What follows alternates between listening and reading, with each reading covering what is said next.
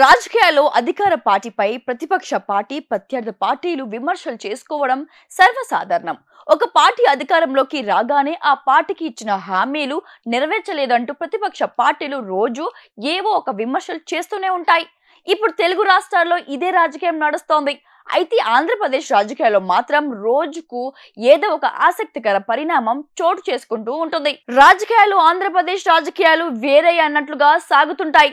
ఇప్పుడు మ్యాటర్ ఏంటంటే, ధర్మవరం మాజీ ఎమ్మెల్యే కేతిరెడ్డి వెంకట్రామరెడ్డి వైఎస్ఆర్ కాంగ్రెస్ లో ఉంటూ తెలుగుదేశం కూటమి ప్రభుత్వం గురించి పాజిటివ్ గా మాట్లాడడం. తెలుగుదేశం పార్టీ అధికారంలోకి వచ్చి కేవలం 2 నెలలే అయిందని, ఈలోగా వైఎస్ఆర్ కాంగ్రెస్ నేతలు ముఖ్యమంత్రులు చంద్రబాబు నాయుడు ఇచ్చిన పథకాలను అమలు చేయడం లేదంటూ ఎందుకు అంత అత్యుత్సాహం ప్రదర్శిస్తున్నారని ఆయన విమర్శించారు. ఏ ప్రభుత్వానికైనా కాస్త సమయం ఇచ్చి అప్పుడు విమర్శలు రాజకీయాలు చేస్తే బాగుంటుందని ఆయన అభిప్రాయపడ్డారు. గతంలో కూడా ఎన్నికల్లో వైఎస్ఆర్ కాంగ్రెస్ ఓడిపోవడానికి ప్రధాన కారణం అధికారంలో ఉన్నప్పుడు వైఎస్ జగన్మోహన్ రెడ్డి తన లాంటి ఎందరో ఎమ్మెల్యేలకు కనీసం అపాయింట్మెంట్ కూడా ఇవ్వలేకపోవడమే అని, అదే ఇప్పుడు కొంప ముంచిందని డైరెక్ట్ గానే అనేశారు. దాంతో కేతిరెడ్డి చూపు తెలుగుదేశం కూటమి ప్రభుత్వాలపై మల్లుతోందా అనే చర్చ వైఎస్ఆర్ కాంగ్రెస్ పార్టీలో మొదలైంది.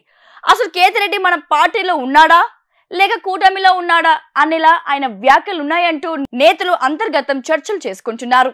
The tourism industry has been flourishing in the past few years. There is a huge demand for tour operators, forex managers and hospitality partners. I am sure I would fit right into this path. I would like to learn from the best. Sun International, Hyderabad, Visakhapatnam.